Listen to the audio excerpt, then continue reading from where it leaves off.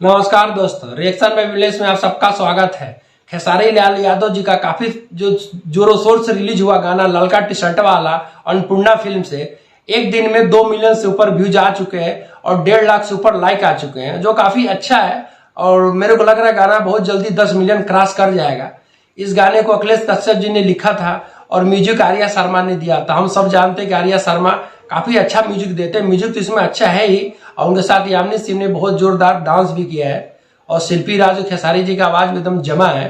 तो गाना तो बहुत मस्त बना है दोस्तों, और गाना सुपर डुपर हिट हो ही जाएगा। मुझे लगता है कि बहुत जल्दी ये 1 या 2 दिन के अंदर ही 10 मिलियन क्रॉस कर जाएगा गाना, क्योंकि काफी समय के बाद अखिलेश कश्यप जी अपने अन्नपूर्णा फिल्म से गाना रिलीज किए हैं। नहीं तो इधर 2-4-5 महीने से कोई गाना आ ही नहीं रहा था।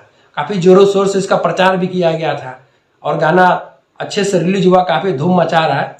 वीडियो देखने के बाद हमारे चैनल को लाइक और सब्सक्राइब जरूर करिएगा।